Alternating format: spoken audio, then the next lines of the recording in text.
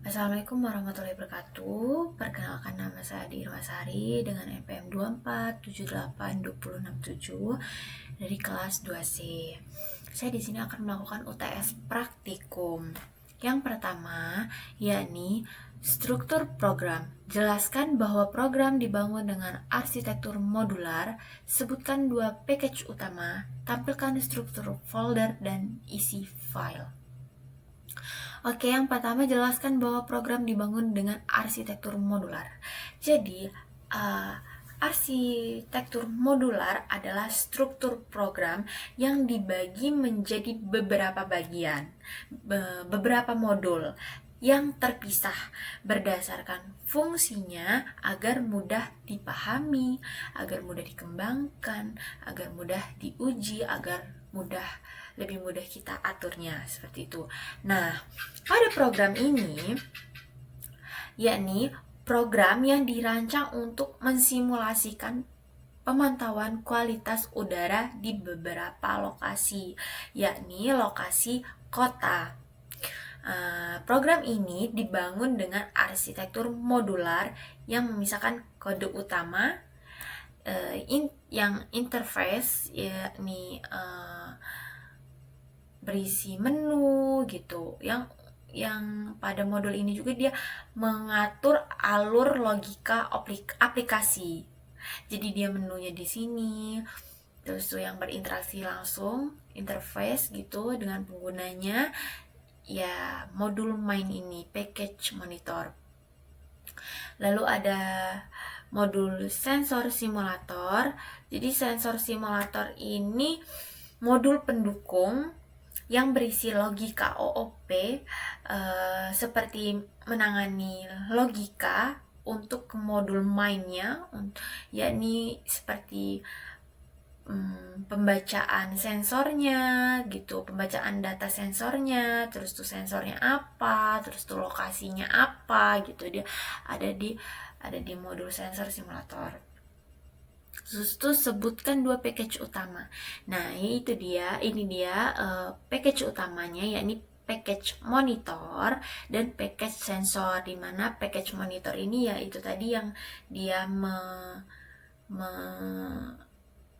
mengatur logika aplikasi, yakni menu-menunya, terus tuh yang berinteraksi langsung dengan penggunanya. Terus tuh yang kedua ada package sensor, di mana package sensor ini dia sudah berisi modul sensor simulator. Ya, di sensor simulator ini ya dia yang berisi logika OOP-nya gitu loh, menangani bagaimana pembacaan sensornya, pembacaan data sensornya, terus tuh tanggalnya, terus tuh lokasinya, seperti itu. Terus tuh tampilkan struktur folder dan isi file. Oke, ini jadi di sini sudah ada folder Smart City, di mana di dalam Smart City ini ada 2 package, yakni package monitor dan package sensor, di mana di dalam package monitor dia sudah ada modul main. Ini isi filenya, isi modulnya. Jadi dia berisi menu-menu yang berinteraksi langsung dengan penggunanya. Terus tuh di package sensor dia sudah ada modul sensor simulator, di mana dia di sini yang sebagai pembaca datanya, pembaca data sensornya, pembaca lokasinya, nama-nama sensornya ada di sini. Terus tuh yang kedua, implementasi OOP dan inheritance. Jelaskan bahwa sistem menggunakan OOP untuk mempresentasikan kendaraan dan slot parkir. Jelaskan juga atribut serta metode yang ada pada setiap kelas. Tampilkan kode kelas beserta inheritance-nya, serta contoh instansi objek dan pemanggilan metode. Oke, jadi di sini sudah ada kelas sensor. Jadi, kelas adalah sebagai tempat template, wadah tuh. Jadi di sini sudah ada kelas sensor. Kelas sensor ini disebut superclass. Gitu, dia kelas utama superclass, di mana di dalam kelas sensor sudah ada atribut dan metode. Di dalam superclass sensor ini ada atribut nama, satuan, data, dan timestamp-nya. Timestamp. Nah, metodenya di sini ada metode baca data dan metode str, metode string. Jadi di kelas sensor ini atribut nama yakni nama dari sensornya. Misalnya sensor CO, sensor PM25, sensor noise gitu. Terus tuh ada atribut satuan di mana atribut satuan ini dia seperti satuan pengukuran sensornya, seperti ppm, seperti itu. Terus di sini ada atribut data. Jadi atribut data ini dia menyimpan nilai sensornya, berapa sensornya, seperti itu. Terus timestamp-nya ini dia waktu pembacaan terakhir sensornya. Terus ada metode baca data. Metode baca data ini untuk membaca nilai acak. Membaca nilai acaknya, yakni 0 sampai 100. 0 antara 0 sampai 100. Seperti itu. Terus kalau apa namanya ini? Metode string. Jadi metode string ini dia mengembalikan string informasi sensor gitu. Namanya, datanya, satuannya, waktunya. Nah, inilah inheritance. Kalau misalkan kelas sensor ini disebut dengan superclass, di sini ada kelas baru, buat kelas baru. Kelas baru ini disebut dengan subclass. Jadi ada subclass sensor CO2 dari superclass sensor. Jadi semua yang ada di kelas sensor atau superclass sensor langsung diwarisi, langsung ada di subclass sensor CO2, seperti itu. Jadi semua yang ada di sensor, baik itu atributnya, nama, satuan data, timestamp-nya, atau metodenya baca data, atau metodenya string, itu semuanya ada di subclass sensor CO2. Karena subclass sensor CO2 ini adalah turunan dari superclass sensor, seperti itu. Jadi langsung apa yang ada di superclass sensor otomatis ada juga di sensor CO2. Di sini kan jelaskan juga atribut serta metode yang ada pada setiap kelas. Jadi sudah pasti di subclass sensor CO2 ini dia ada nama juga, ada satuannya, ada datanya, ada timestamp-nya, ada metode baca datanya, ada metode string-nya gitu. Hanya saja kalau di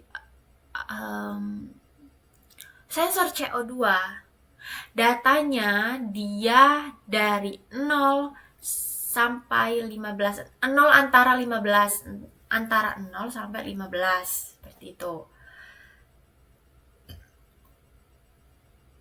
Terus subclass sensor noise. Jadi sama seperti subclass sensor PM25. Jadi ketiga-tiganya ini sama kayak subclass sensor CO ini. Jadi ketiga-tiganya ini sensor CO, sensor PM25, sensor noise, ini semuanya dia mewarisi.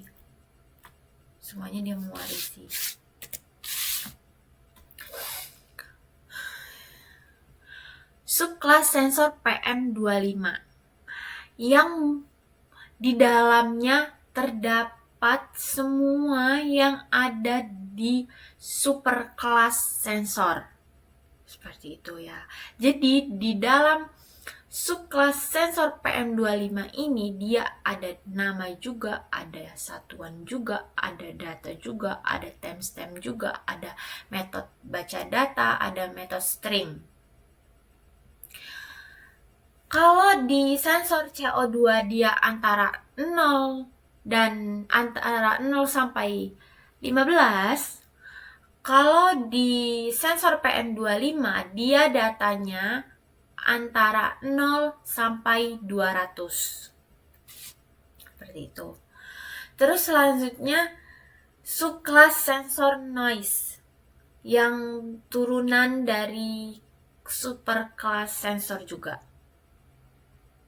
Jadi sudah pasti di subclass sensor noise dia sudah ada nama, satuan, data, timestamp, terus tuh fungsi, metode baca data, metode string juga. Kalau di sensor subclass sensor CO dia antara 0 sampai 15, lalu sensor PM25 antara 0 sampai 200. Kalau di sensor noise dia datanya dari antara 30 sampai 100. Seperti itu. Selanjutnya ada kelas superclass lagi, superclass lokasi. Jadi kalau ini dia kelas baru, bukan subkelas, bukan kalau misalkan dia seperti ini kelas, terus nama sensornya, terus di dalam kurungnya ada namanya gini, itu berarti dia berarti dia subkelas yang mewarisi superkelas gitu. Jadi sudah pasti yang ada di dalam sini semuanya ada dari sensor. Tapi ini kelas lokasi, berarti dia bukan subkelas, dia kelas baru, dia kelas lagi gitu, buat kelas lagi, bukan subkelas. Jadi di dalam kelas lokasi ini ada nama lokasinya, ada sensor CO, sensor underscore CO, sensor underscore PM25, sensor underscore noise. Nah, jadi pada kelas lokasi ini atribut nama lokasi ini menyimpan nama lokasi pemantauan gitu, yang mau dipantau, yang dipantau lah gitu, kalau misalkan nama lokasi ini. Nah, kalau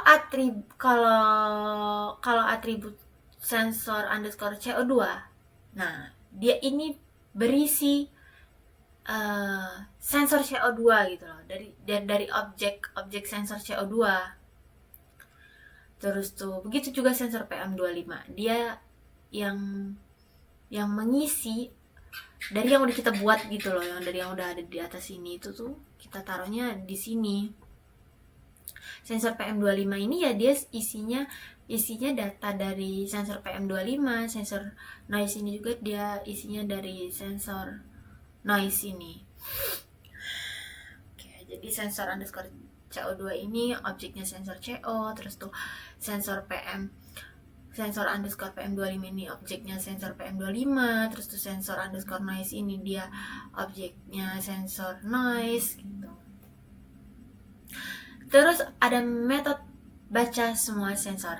Jadi ini dia memanggil semua baca data dari ketiga sensor. Jadi sensor underscore CO ini dia memanggil baca data yang ada pada sensor CO2. Sensor underscore CO, sensor underscore CO. Jadi sekali lagi, metode baca semua sensor ini dia memanggil semua baca data dari ketiga sensor yang sudah kita buat subclassnya di sini. Nih, ya, baca data ini dia manggil ini nih. Jadi sensor underscore CO yang berarti sensor CO ini dia, ya kan? Di sini sudah ada baca datanya nih, di mana dia antara 0 sampai 15. Nah, dipanggillah di sini. Nih, panggillah di sini. Nih ya, jadi ini sensor underscore CO ini kan dia kan sama aja sensor CO gitu loh. Jadi kan yang udah dibuat di sini nih, dibuat di sininya itu datanya antara 0 sampai 15 gitu. Jadi nanti dia dipanggil di sini. Begitu juga sensor underscore PM25. Sensor underscore PM25 nih apa? Oh, sensor PM25. Berapa kalau di sini berarti datanya? 0, antara 0 sampai 200. Seperti itu. Terus sensor underscore noise. Apa sensor underscore noise? Oh, sensor noise. Berarti ini yang dibaca. Baca data yang ini gitu. Antara berapa? Antara 30 sampai 100. Seperti itu. Jadi ini metodenya untuk memanggil semua baca data pada sensor, pada ketiga sensor. Kemudian ada get air quality. Jadi di sini dia mengembalikan string ringkasan data semua sensor. Ya, jadi dia mengembalikan string ringkasan data semua sensor. Data semua sensor itu jadi dipanggil.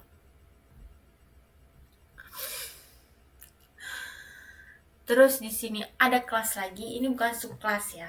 Ini kelas lagi, kelas sensor simulator. Jadi di sini bisa kita bedain kalau dia subclass. Kalau dia subclass pasti dia ada dalam kurungnya gini. Dalam kurungnya yang ada di dalam kurungnya ini nama yang ada di dalam kurungnya ini nama superclass. Tapi kalau dia nggak ada nama superclassnya kayak gini, nggak ada dalam kurungnya kayak gini, berarti dia kelas gitu. Jadi di sini di kelas sensor simulator ini ada atribut, nama atributnya lokasi data, yakni dictionary yang menyimpan objek lokasi dengan namanya, dengan nama sebagai kuncinya, sebagai key-nya. Yang pertama di sini ada metode menambahkan, ada metode tambah lokasi. Ya, ada metode tambah lokasi. Jadi metode tambah lokasi ini dia menambahkan lokasi baru jika belum ada. Ini masukin lokasi. Nah, dia yang nyimpan dengan nama lokasi. Kemudian baca semua lokasi. Baca semua lokasi ini, membaca semua sensor dari semua lokasinya. Terus get ringkasan lokasi. Get ringkasan lokasi ini mengembalikan data semua lokasi dalam bentuk ringkasan. Lebih jelasnya sebenarnya nanti kalau misalkan sudah running output. Jadi gitu, kalau tambah lokasi ini dia menambahkan lokasi baru jika belum ada. Terus tuh kalau baca semua lokasi ini dia membaca semua sensor dari lokasi, dari semua lokasi. Terus kalau get ringkasan lokasi ini mengembalikan data semua lokasi dalam bentuk ringkasan.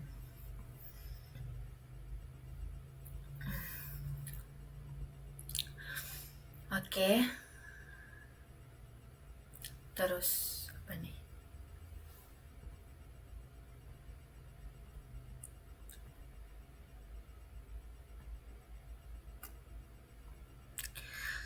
Ini sudah OP untuk memperhatikan data selamat pagi. Jelaskan juga atribut setelah metode yang ada pada setiap kelas. Sudah. Tampilkan kode kelas beserta inheritance-nya. Kode kelas beserta inheritance-nya sudah. Terus contoh instansi objek dan pemanggilan metode. Contoh instansi objek dan pemanggilan metodenya.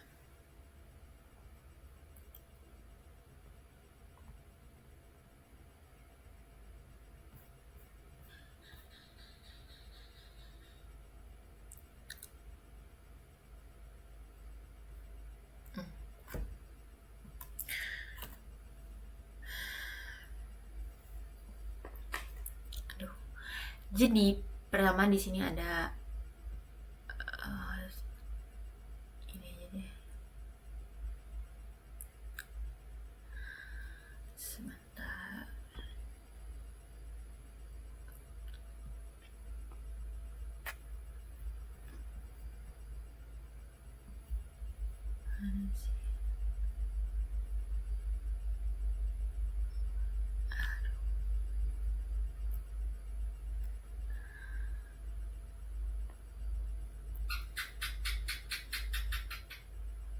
Tampilkan.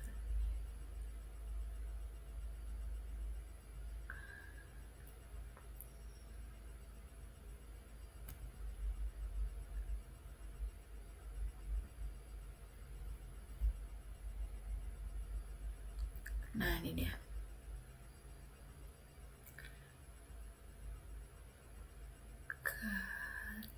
Nah, jadi di sini kan contoh instansi objek dan pemanggilan metodenya. Jadi di sini sudah ada contoh pemanggilan metodenya. Dia memanggil tambah lokasi untuk menambahkan lokasi baru. Seperti itu. Jadi kan di tambah lokasi. Nah, jadi kan ditambah lokasi ini kan dia kan membutuhkan atribut nama gitu ya. Ada nama. Nah, di sini dia dipanggil. Jadi ketika di sini kita memasukkan nama lokasinya, dialah yang menyimpannya. Seperti itu. Terus tuh sama juga seperti ini. Dia memanggil ini juga. Dia memanggil baca semua lokasi. Ya, ini untuk membaca semua sensor dari semua lokasi gitu loh. Jadi dia memanggil baca semua lokasi yang ada di sensor simulator. Jadi di sensor simulator ini astagfirullahaladzim. Jadi di sensor simulator ini dia ada baca semua lokasi. Nah, baca semua lokasi ini kan dia untuk membaca semua sensor yang ada di lokasi. Nah, itulah dipanggil dia pada pilihan 2 kan. Baca semua sensor. Nah, dipanggil nih dia. Terus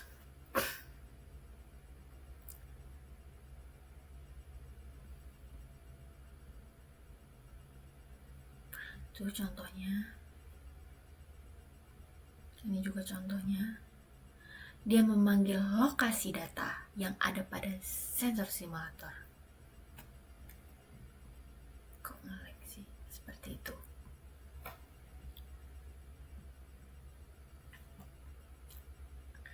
Ini juga sebenarnya ya. Ini juga dia memanggil get ringkasan lokasi yang ada di sensor simulator. Terus implementasi exception ini tunjukkan skenario error utama yang ditangani merujuk pada tugasan lab. Tunjukkan potongan kodenya.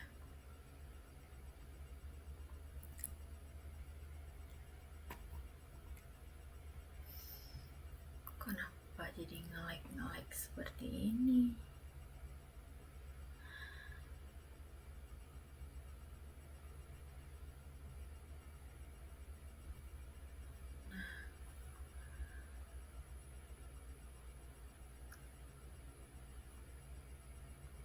Exception handlingnya. Sabar ya. Ini kenapa tidak mau gerak? Sebentar.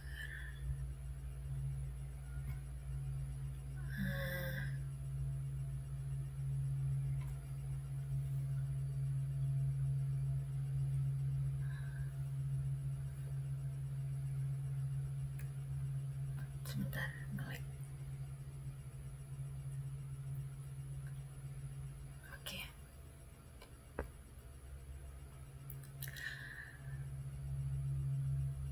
Ini contohnya exception handling. Nah,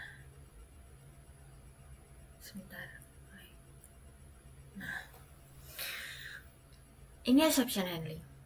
Jadi ketika si pengguna ini tadinya kan udah masukin nih, sudah menyimpan file gitu,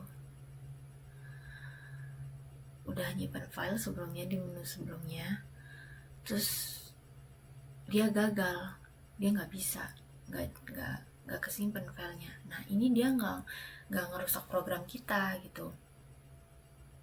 Jadi kan exception handling itu kan dia kan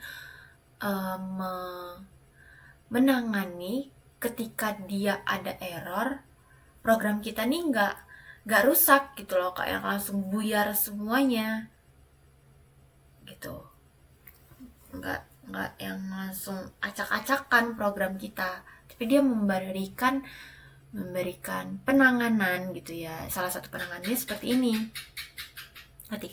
ketika dia gagal menyimpan, dia mengeluarkan output gitu, mengeluarkan output gagal menyimpan file. Ini contohnya, contoh exception handling ya. Nih. Terus ada juga nih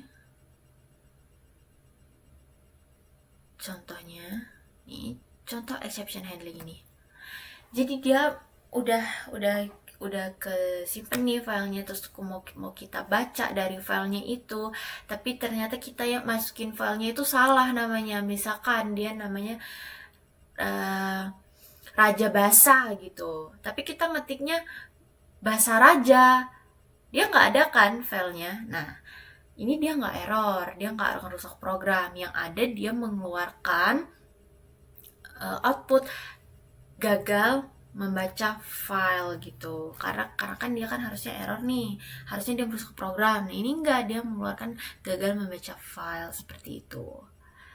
Kalau misalkan dia filenya nggak ada gitu, kalau misalkan filenya ada kan dia kan langsung kebuka filenya, langsung kebaca apa sih isi filenya gitu. Tapi kalau misalkan dia filenya nggak ada, yang kita ketik ke itu filenya nggak ada, yang kita minta ke dia itu filenya nggak ada, dia mengeluarkan gagal membaca file. Dia mengeluarkan gagal membaca file, bukan merusak program gitu. Ini contohnya ya, ini contoh dari exception handling. Terus tuh ini contoh dari exception handling. Terus tuh implementasi generator iterator closed source. Tunjukkan implementasi dari konsep ini pada program.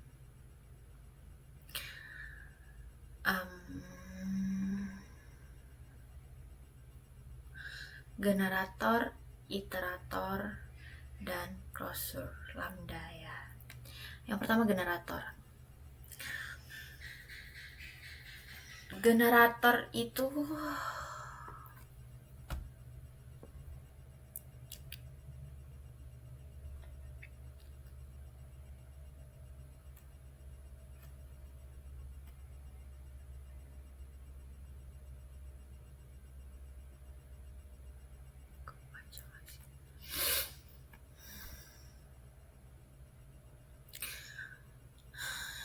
oke. Yang pertama, generator. Jadi generator adalah untuk menghasilkan data sensor secara berkala dalam rentang waktu tertentu ya, tanpa menyimpan semuanya sekaligus gitu. Jadi di sini ada jadi fungsi ini menggunakan, kalau generator itu yield. Jadi yield untuk menghasilkan data satu per satu. Jadi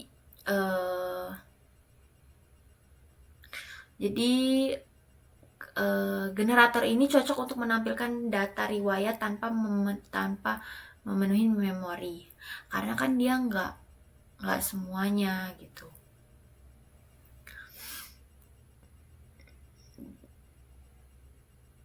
Jadi contoh pemanggilan, tunjukkan implementasi dari konsep pada program ini. Contoh generator ya, contoh generator menggunakan yield. Oke, selanjutnya iterator. Jadi di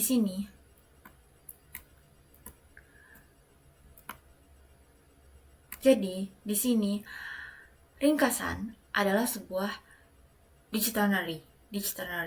Jadi saat kita memanggil ringkasan di sini, kita memanggil ringkasan item di sini, dia langsung mengembalikan dictionary view yang bisa diiteratorkan gitu di sini.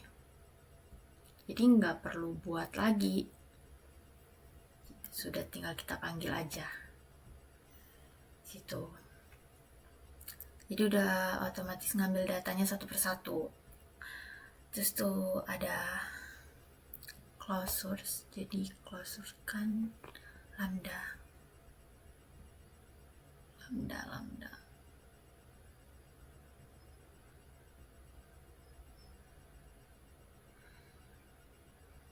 Oke. Ini lambda. Jadi fungsi lambda di sini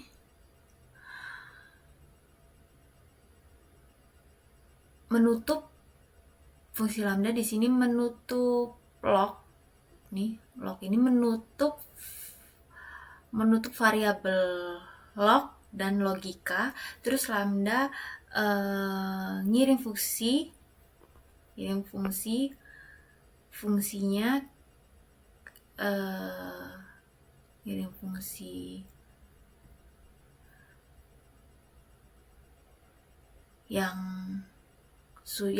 yang hasil filter gitu, fungsi yang hasil filternya ke semua lokasi, ke setiap lokasinya yang udah kita masukin itu.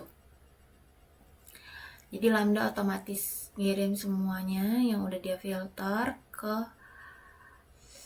ke setiap lokasinya. Oke, jadi di sini sudah ada close source-nya, terus tuh sudah ada generatornya, terus tuh di sini juga sudah ada iteratornya. Iterator. Terus tuh demo program, running keseluruhan program dari awal hingga akhir sambil menjelaskan fungsi masing-masing. Oke.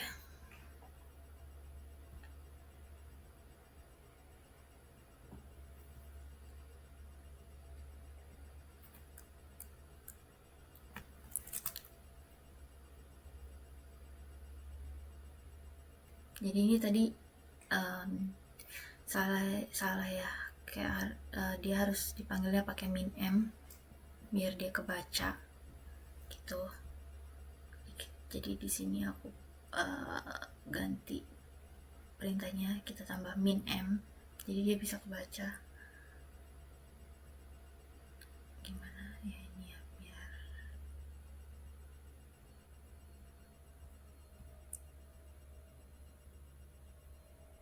biar besar. Kok nggak ada ya?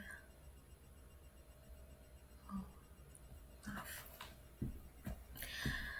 Pertama, di sini kita menambahkan lokasi dulu. Kita pilih menu 1. Kita masukkan Rajabasa.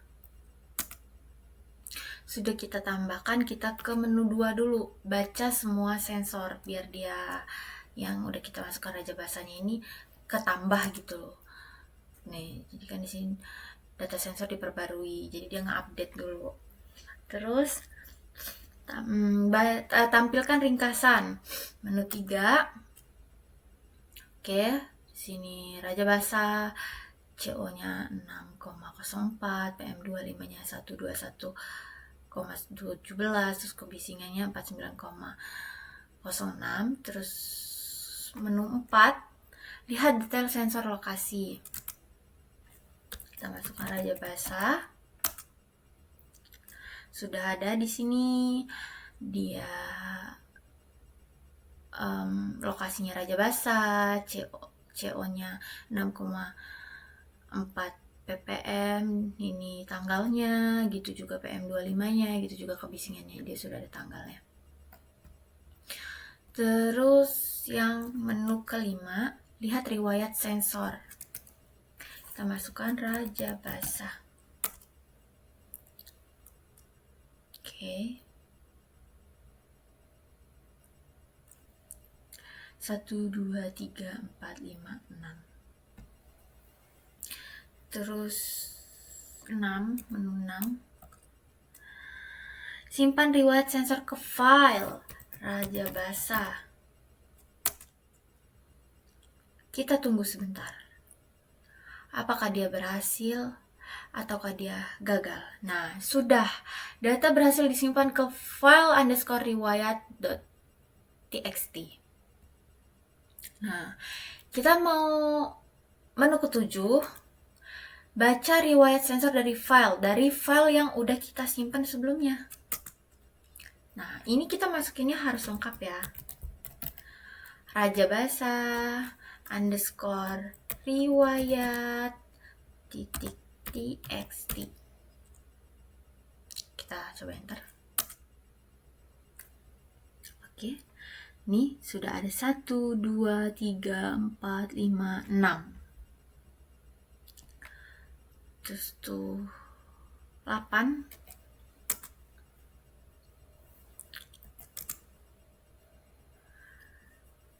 Coba menu 8. Nah, ini tidak memenuhi kriteria karena ini ya. Karena coba kita dulu.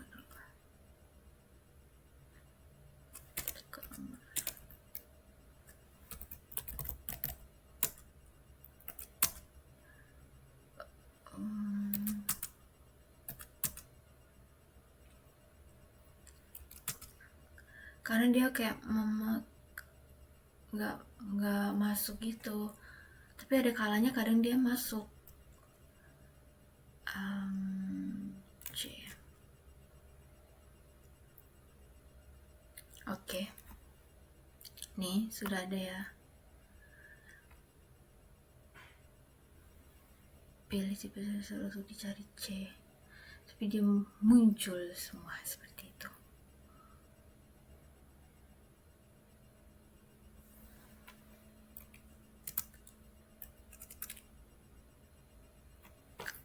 Bukan nggak ini sih, karena dia kayak hasilnya itu bukan hasilnya apa, outputnya itu nggak sesuai gitu.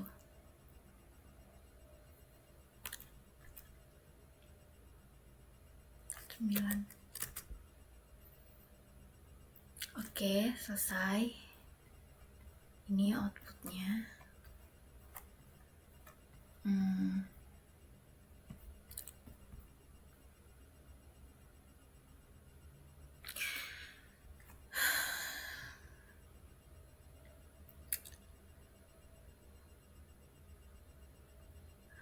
Refleksi singkat.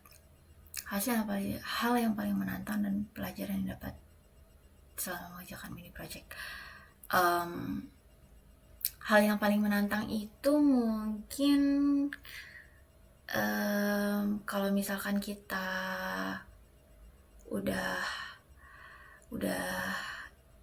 selesai gitu buat programnya, terus tahu-tahu pas di running error.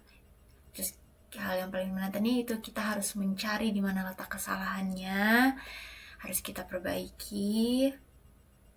Terus tuh kalau misalkan hal paling menantangnya lagi apa ya, kalau misalkan kita udah kayak bener-bener gitu ternyata masih ada kekeliruan yang membuat kita harus teliti, entah itu salah nulis, salah ngetik, salah spasi, atau salah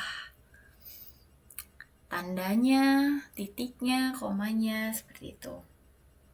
Intinya hal yang paling menantang itu ketika kita menemukan error, harus memecahkan bagaimana caranya supaya kita tidak error. Terus pelajaran yang didapat selama mengerjakan mini project. Pelajaran yang didapat selama mengerjakan mini project ini menurut saya lumayan banyak. Bukan lumayan banyak. Yang pertama, kita harus bisa melawan rasa malas kita, karena kan dikejar deadline terus gitu, jadi kita harus ngelawan rasa malas kita. Gimana caranya ngelawannya biar nggak tiduran, biar nggak leha-leha, biar nggak scroll TikTok, jadi kita bisa ngerjainnya tepat waktu, nggak terlambat gitu. Jadi kita itu pelajarannya bisa ngontrol emosi, bisa ngontrol kesabaran, bisa ngontrol egois, bisa tahu gimana sih caranya ngelawan males gitu, yang menimbulkan mindset positif. Kalau misalkan kita masih males-malesan terus, bisa-bisa ini ngumpulnya terlambat gitu. Jadi pelajarannya emang banyak banget. Bisa lebih ngatur waktu supaya waktunya itu tidak mubazir, waktunya tidak sia-sia, waktunya bisa dipakai untuk hal-hal positif, seperti ya ini mengerjakan mini project ini yang dikejar-kejar deadline. Jadi mau gimana pun caranya harus punya cara untuk melawan rasa malas, karena yang paling sulit memang melawan rasa malas. Sehingga kalau melawan rasa malas itu kan kitanya jadi semangat terus nggak terlambat. Kalau malas-malasan ujung-ujungnya pasti terlambat, pasti numpuk jadi malas ngerjainnya gitu. Jadi pelajarannya banyak. Hal paling menantang juga ya ada. Jadi intinya hal paling menantangnya itu tadi, kalau nemuin error harus punya cara gimana caranya supaya dia tidak error, bisa mengeluarkan output sesuai dengan yang kita inginkan. Itu yang paling menantang. Terus pelajaran yang didapat, saya bisa lebih punya banyak cara untuk melawan rasa malas saya. Terus tuh saya bisa melawan ego saya, melawan emosi saya, melawan rasa sabar saya, dan merubah mindset saya untuk tidak menunda-nunda pekerjaan. Gitu. Sekian dari saya, terima kasih. Assalamualaikum warahmatullahi wabarakatuh.